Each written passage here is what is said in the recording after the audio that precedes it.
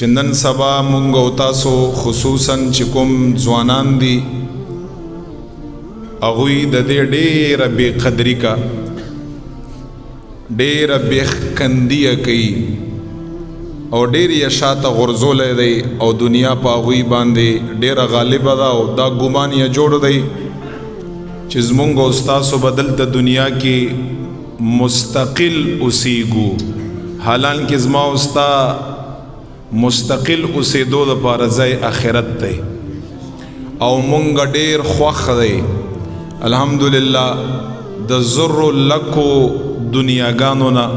د کروڑ هاو دنیاګانو نه د آخرت د لفظ د الف قربان د ټولې دنیاګانې د آخرت د لفظ نه قربان شه مونږه مستقل ژوند هلته دی زمونږ دپاره الہ العالمین مهمان نوازی تیاری هلته دی دا دنیا یو دارالامتحان دی هر سړی په دې کې خپل ژوند زندگی تیره کا هغه نیټه پوره شي انسان دنیا نه لاړ شي رب لا یزال د مونږ ایمان سره دنیا نه بوزي هغه ابدي او مستقل ژوند د رب لا یزال زمونږ او ستاسو منور او ښایسته کا نن چې کومه زمونږ موضوع ده ډېره اهم ده او کوشش کړم چې تاسو زه په هغې باندې پوهه کړم هغه موضوع ده ایمان او اسلام دا څه ته وایي نمبر 2 بیا دا څومره لوی نعمت دی ایمان او اسلام او دریم نمبر ما او تا د دغه نعمت ایمان او اسلام څومره قدر کړی دی آیا راته یادم دی که نه چې مونږه اهل اسلام هم یو اهل ایمان هم یو او دا په نعمتونو کې څومره لوی نعمت دی الله څومره خوښ دی بیا رسول الله مبارک څومره خوښ دی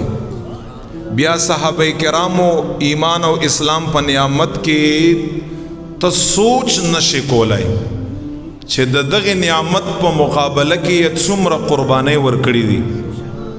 خدا نعمت یې خپل لاس نه ایستلی نه دی په دې باندې چا سره سمجوته نه ده کړې نو ټولو نه اول زمونږ او ستاسو چې کوم ځوان کل دی چې نن هغه اسلام سره څومره ریلیټډ دی اسلام سره څومره تعلق دی په اسلام باندې څومره عمل دی اسلام باندې څومره پوهیږي د اسلام متعلق هغوی سره څومره نالج او معلومات دي ته لږ هغه نه تپوس وکړه چې هغه تعالی جواب څه راکوي والله داسې کسان موجود دي چې د زما او ستا خوږ پیغمبر حضور مبارک نوم قدر نه ولورځي داسې کسان موجود دي چې 15 وخته مونځ خو ډېره لرې خبره ده چې هغوی یې وکړه مونځ په طریقه باندې نه پوهیږي خپل د کتاب نوم قرآن کریم نو ولورځي آخرت څه شی دنیا څه شی دا خو ډېرې لوی خبرې دي دا خو ډېر وخت غواړي چې انسان په دې باندې خپل ځان پوهه کوي والله د دې معلومات نشته ورسره نو دا د اسلام قدر دی دا د ایمان قدر دی ما او تا سره که دنیا متعلق د یو شي پوښتنه ما او تا نه وشي هغه څیز هم ما او تا پیژنو په هغې کې راته اقسام هم معلومي په هغې کې راته اعلا او متوسط او کمزوري کوالټي هم معلومي د هغې راته ریټ هم معلومي دا ټول حقایق دي په دې کې څه شک نشته دی د هغې هر ملک ملک برانډ دی دا هم راته معلومي او څومره پکې نفع ده څومره پکې نقصان دی دا هم راته معلومي خو که اسلام متعلق خبره راشي 15 منځونه دا د علماو کار دی علما به 15 وخته مونځ کا ستاسو مسلمانان نه مونږ تاسو ټول مسلمانان یو دا د مؤمنانو کار نه دا د هر اهل ایمان کار دی نو تاسو وګورئ چې زما او ستا خپلو بچو ته څومره چې دنیا ښودلې ده دومره مرته اسلام ښودلی دی څومره چې دنیا ورته ښودلې ده دومره مرته ایمان ښودلی دی څومره چې په دنیا باندې ما ورته خپل بچي ته غوسه کړو دومره مرته په ایمان باندې غوسه کړې ده دومره مرته په اسلام باندې غوسه کړې ده کومه نگرانی چې په دنیا کې زما او ستا خپل بچي کړو چې دنیاداری کا او دنیا کار کا دومره نگرانی ما او تا د خپل بچی په اسلام کې کړې ده، دومره نگرانی ما او تا د بچی د ایمان کې کړې ده. کله چې نقصان وشي د دنیا څومره د خفګان اظهار ما او تا کړو چې شپې ما او تا له خوب ناراضي، دومره چې د اسلام او د ایمان نقصان شوی دی. آیا مونږ دومره پریشانی کړې ده چې ما او تا له شپې خوب نه راغلی؟ په دې ټیم کې خو یې الله ته سپارو، په دې ټیم کې خو وایو چې الله هدایت کوونکی دی. چې په اسلام معامله کې الله ته سپاري، دنیا معامله کې هم چاته وسپاره، الله ته وسپاره. دا داسې خبرې دي چې سختې به یې لګي خو فایده به ډېرې د یاد لري. ځکه چې موږ دې ځای نه ورته لګیا یو، دا نور ټول شی نه کوئ، خو دا ډېر لوی نعمتونه دي. ایمان او اسلام دا ډېر لوی نعمت دی. سوشل میډیا مختلفو طریقو باندې دا مختلف نمونه یې دي، پلانکای دی، فیسبوک دی، فلان څه شی دی. دا دې پاره نه وه جوړه چې دا نن ځوان کل که هلک دی که جنۍ دی دا څه پې کوي، دا دې پاره نه وه جوړه.